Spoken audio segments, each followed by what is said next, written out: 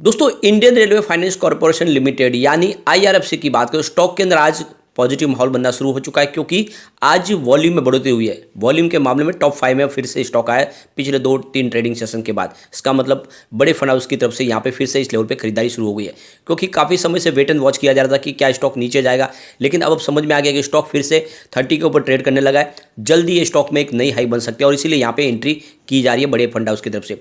तो क्या इस समय हमें भी इन्वेस्टमेंट कर लेना चाहिए? वैसे अगर आप देखें तो आईआरएफसी का काम बहुत तेज़ी से बढ़ा है और इसके पीछे वजह यह है कि रेलवे के कामकाज में बहुत तेज़ी आई है।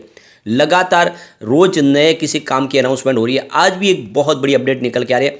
हमारे रेलवे मिनिस्टर अश्विनी वैष्णव की तरफ से एक बड़ा बयान भी है और क्या है आगे की संभावना जानने की कोशिश करेंगे इस वीडियो के माध्यम से। सबसे बड़ी बात यह है कि आज बाजार की हमारी वीकली एक्सपायरी है, उसमें हमने काफ़ी अप डाउन देखा। बाजार में गिरावट के साथ शुरुआत हुई, काफ़ी ज़्यादा एक बड़ी गिरावट भी देखी, लेकिन बाजार रिकवर हो गया। एक बहुत बड़ा पॉजिटिव ट्रिगर 3 बजे के आसपास बाजार रिकवर हुआ है। यह एक तरह से एक बड़ा सिग्नल है जो इशारा कर रहा है कि बाजार में अभी गिरावट का दौर शुरू नहीं हुआ, अभी तेज़ी और जारी रह सकती है। कल हमने कुछ प्रॉफिट बुकिंग देखी थी, उसके बाद में आज फिर से खरीदारी का दौर शुरू हुआ है जो एक अच्छा पॉजिटिव ट्रिगर है। अगर हम बात करें बीएसई सेंसेक्स की तो अभी 2:45 के आसपास का टाइम है।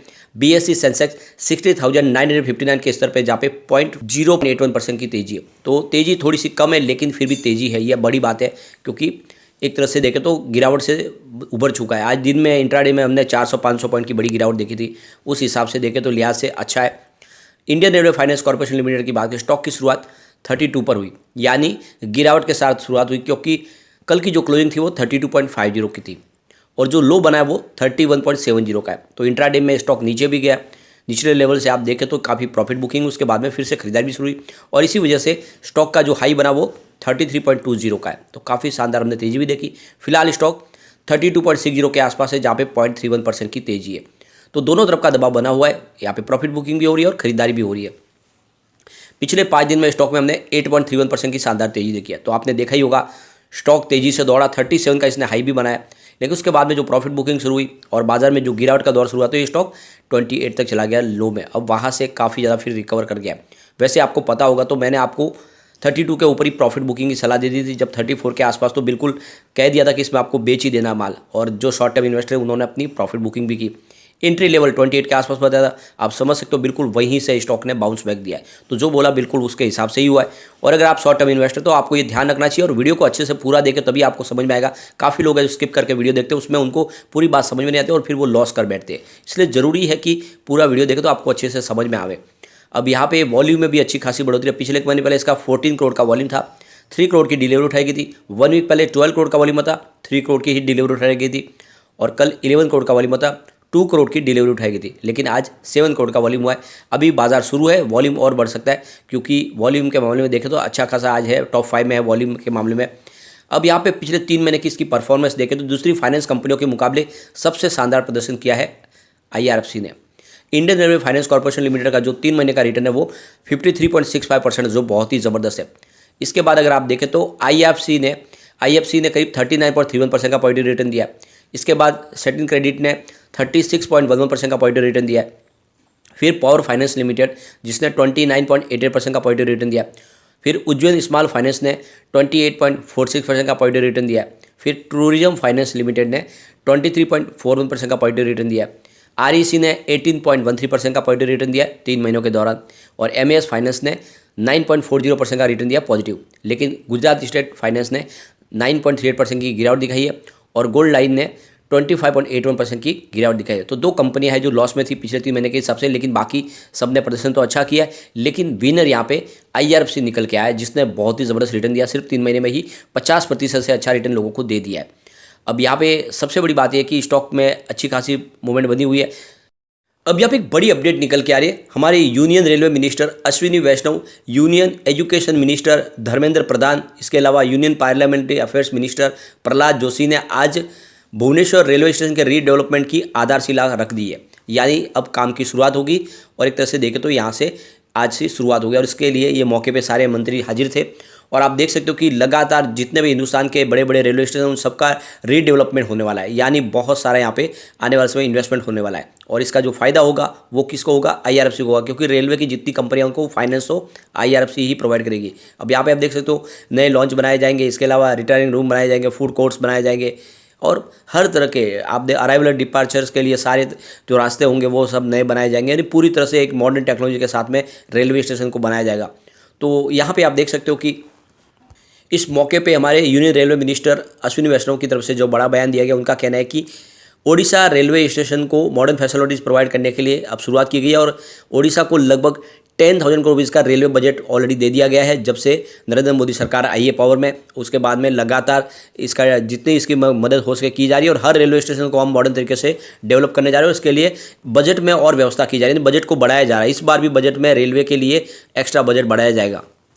इसके अलावा रेलवे मिनिस्टर अश्विनी वैष्णव की तरफ से एक नई ट्रेन का अनाउंसमेंट भी किया गया है जो भद्राक से शुरू होगी। तो आप समझ सकते हो कि उड़ीसा को काफ़ी बड़ा गिफ्ट दिया गया है। जिस तरह से लगातार कोशिश की जा रही है, ये समझ सकते हो कि आने वाले समय रेलवे के सेक्टर में एक बहुत बड़ी तेज़ी का दौर शुरू होगा और उसका फ़ायदा सीधा IRFC को आता हुआ दिखाई देगा। इसके अलावा देखें तो बजट में बहुत सारी अनाउंसमेंट होने वाली है। सबसे जो बड़ी जो अपडेट है वो तो यह है कि गेम चेंजर साबित होगी वंदे भारत ट्रेन आने से, यानी 300 से 400 नई वंदे भारत ट्रेन आने वाली है। 2023-24 के बजट में इसकी अनाउंसमेंट होगी। ये जो वंदे भारत ट्रेन आएगी, इससे आप समझ सकते हो कि कितने बड़ा बिजनेस में एक ग्रोथ देखने को मिलेगी IRFC के, और आप ये समझ ही सकते हो कि ये बहुत बड़ी इसके लिए अमाउंट खर्च होने वाली है।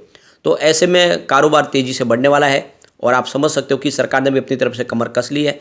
सबसे बड़ी बात तो यह कि रेलवे के रिवेन्यू में अच्छी खासी बढ़ोतरी हो रही है। आप देख सकते हो इस बार जो इनका रिवेन्यू वो जो फ्राइट रिवेन्यू वो करीब 13,560 करोड़ रुपये के आसपास रहा है नवंबर 2022 में। पिछले साल ये 12,206 करोड़ रुपये के आसपास था। तो जिस तरह से रेलवे के ऊपर खर्च किया जा रहा है, सामने रिवेन्यू भी बढ़ के आ रहा है, जो बहुत बड़ा एक पॉजिटिव ट्रिगर है इसके लिए।